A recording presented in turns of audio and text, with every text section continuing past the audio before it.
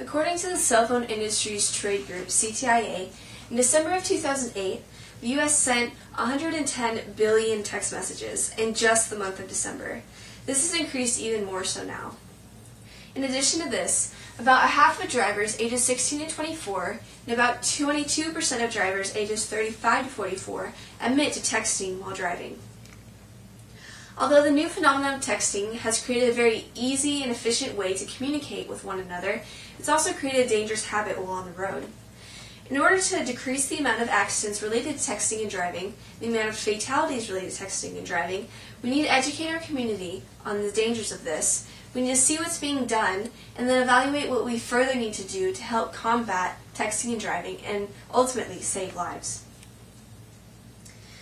Texting has become a new trend in the past few years. We all do it, and while it's a convenient way to communicate in our 24/7, 365 nature of society, it's becoming a more and more dangerous occurrence on the road, and we've seen that in many of our news stories in the past few years. According to a study by the Virginia Tech Transportation Institute, drivers typically spend about 5 seconds looking at their cell phone or other device before or near a crash. Now, it only takes about 5 seconds driving at highway speeds to go the distance of a football field.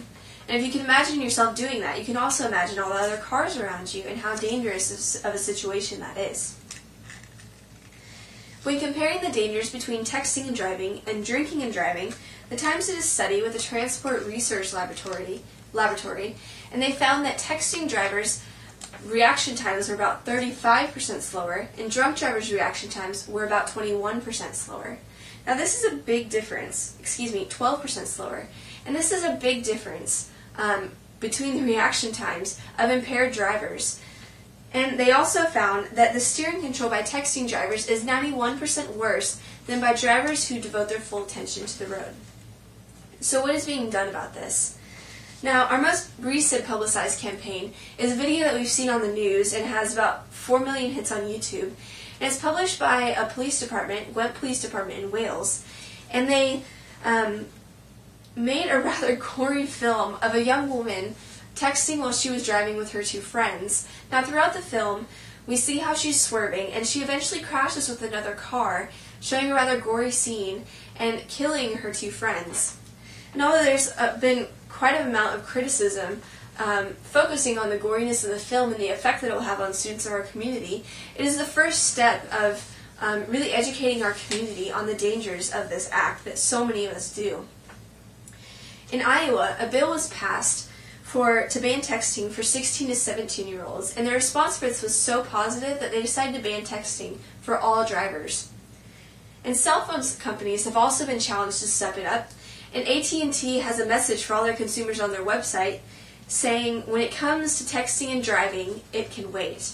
And more cell phone companies are stepping up and sending similar messages to their consumers to try and just warn consumers about texting and driving and how hazardous that is. So what are the next steps we need to prevent this occurrence? Because the alcohol industry continues to battle a similar problem with drinking and driving, it's wise to look at what they've done and see if we can develop similar campaigns for texting and driving and see what works and what doesn't. Now, there are several laws to prevent drinking and driving, but the ones that make the most difference are possession, purchase, use and lose, and zero tolerance. And while most of these relate to underage drinkers, they also set a foundation and expectations to drink and drive responsibly. And they have such a big impact on society that they save about 164 lives each year.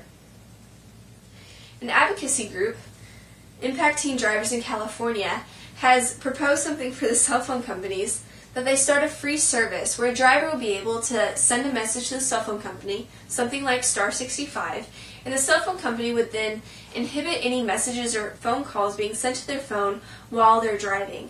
And this would just take away the temptation of using their phone and being distracted by those messages and phone calls that cause so many accidents. And the Contemporary Issue Companion has talked about education-based drinking and driving campaigns, and they say that education-based prevention campaigns that have been successful focus the information to help change students' attitudes about drinking and driving and about getting in a car with an impaired driver. If we can form similar campaigns to help prevent texting and driving, that would have a really great impact on our society.